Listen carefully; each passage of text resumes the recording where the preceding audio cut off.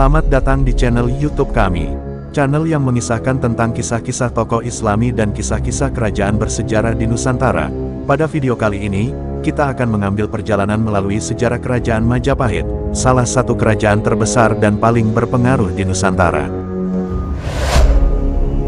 Dari awal hingga akhir, kita akan menjelajahi momen penting dan tokoh yang membentuk kerajaan ini. Jadi, tanpa basa-basi lagi, mari kita mulai. Bagi sobat santri yang belum subscribe channel ini untuk segera subscribe terlebih dahulu dan jangan lupa nyalakan loncengnya untuk mendapatkan notifikasi tayangan-tayangan selanjutnya.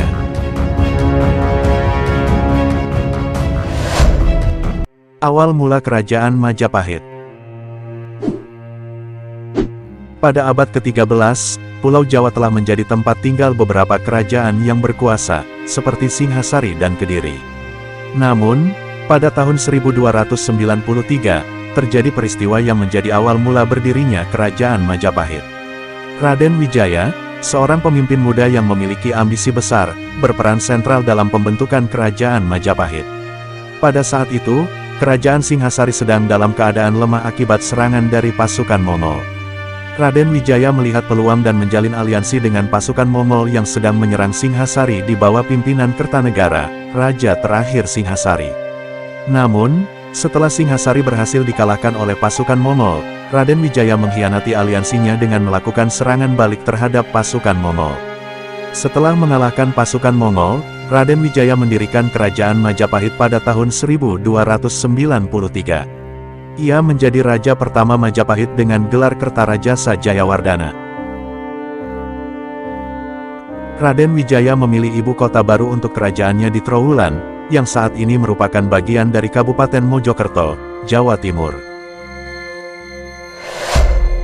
Di bawah kepemimpinan para penguasa Majapahit berikutnya, kerajaan ini terus memperluas wilayah kekuasaannya. Raja-raja seperti Jayanegara, Tribhuwana Wijaya Tunggadewi, dan Hayam Wuruk berhasil memperluas pengaruh Majapahit hingga mencakup sebagian besar Nusantara. Kejayaan Majapahit. Pada abad ke-14, Majapahit mencapai puncak kejayaannya di bawah pemerintahan Hayam Wuruk. Masa ini ditandai dengan ekspansi wilayah, hubungan diplomatik yang kuat, dan kebudayaan yang berkembang pesat. Hayam Wuruk menjalin hubungan diplomatik yang kuat dengan kerajaan-kerajaan tetangga, seperti Sunda, Bali, dan Malaka. Selama masa pemerintahannya, Majapahit menjadi pusat kebudayaan, perdagangan, dan kekuatan politik di Nusantara. Hayam Wuruk juga memimpin ekspedisi militer yang sukses untuk menaklukkan wilayah-wilayah jauh. Ia mengirim pasukan ke Sumatera, Kalimantan, dan Semenanjung Malaya, yang berhasil membawa wilayah-wilayah tersebut di bawah kekuasaan Majapahit. Masa kejayaan Majapahit juga dikenal sebagai zaman keemasan kebudayaan Nusantara. Pada saat itu, seni dan sastra berkembang pesat. Para seniman Majapahit menghasilkan karya-karya seni yang indah, seperti relief candi dan ukiran kayu. Karya sastra juga berkembang, dengan karya-karya penting seperti Nagara Kretagama, yang ditulis oleh Empu Prapanca. Salah satu aspek penting dari masa kejayaan Majapahit adalah sistem pemerintahannya yang terorganisir dengan baik.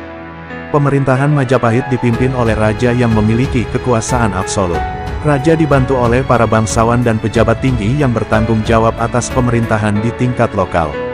Masa kejayaan Majapahit meninggalkan warisan yang berharga dalam sejarah Indonesia.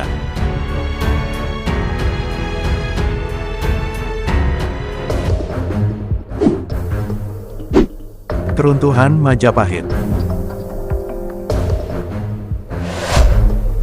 Meskipun mencapai kejayaan, kerajaan Majapahit akhirnya mengalami kemunduran dan jatuh pada abad ke-15. Ada beberapa faktor yang menyebabkan kejatuhan Majapahit. Salah satu faktor utama dalam keruntuhan Majapahit adalah konflik suksesi tahta yang terjadi setelah kematian Raja Hayam Wuruk pada tahun 1389. Tidak ada pewaris tahta yang jelas, dan ini mengakibatkan persaingan dan konflik di antara calon penerus. Perselisihan ini melemahkan stabilitas politik Majapahit dan mengurangi kekuatan kerajaan. Selama periode keruntuhan Majapahit, terjadi serangkaian pemberontakan dan pemisahan wilayah di dalam kerajaan. Beberapa penguasa setempat memanfaatkan situasi politik yang kacau untuk memisahkan diri dan mendirikan kerajaan-kerajaan kecil di wilayah-wilayah yang sebelumnya merupakan bagian dari Majapahit. Hal ini mengakibatkan pecahnya kekuasaan dan melemahnya otoritas Majapahit secara keseluruhan. Selain konflik internal, serangan dari luar juga berperan dalam keruntuhan Majapahit. Pasukan-pasukan asing, seperti pasukan Demak dari Jawa Tengah dan pasukan Islam dari luar Nusantara, melancarkan serangan terhadap Majapahit. Serangan-serangan ini menambah tekanan dan melemahkan Majapahit secara militer. Selama periode keruntuhan Majapahit, agama Islam semakin menyebar di Nusantara. Beberapa wilayah di Jawa mulai memeluk agama Islam, dan ini mengubah lanskap politik dan kekuasaan di daerah tersebut. Peningkatan pengaruh Islam juga berdampak pada Majapahit yang sebelumnya memiliki sistem kepercayaan dan agama Hindu-Buddha. Itulah beberapa faktor dan peristiwa yang menyebabkan keruntuhan kerajaan Majapahit. Konflik penerus tahta, pemberontakan dan pemisahan wilayah, serangan dari luar, serta penyebaran agama Islam, semuanya berkontribusi pada kejatuhan kekuasaan dan akhir periode kejayaan Majapahit. Meskipun kerajaan Majapahit runtuh, warisan dan pengaruhnya masih sangat penting dalam sejarah Indonesia.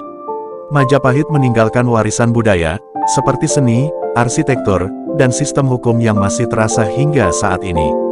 Selain itu, sistem pemerintahan Majapahit yang terorganisir dengan baik dan jaringan perdagangan yang kuat juga menjadi landasan bagi kerajaan-kerajaan masa depan di Nusantara. Itulah perjalanan sejarah kerajaan Majapahit, dari awal sampai akhir. Dari pembentukan kerajaan oleh Raden Wijaya hingga kejayaan di bawah pemerintahan Hayam Wuruk, dan akhirnya kejatuhan dan warisan yang masih hidup hingga saat ini. Terima kasih telah menonton video kami. Jangan lupa untuk memberikan like, subscribe, dan berikan komentar di bawah untuk berbagi pandangan dan pendapat Anda. Sampai jumpa di video berikutnya.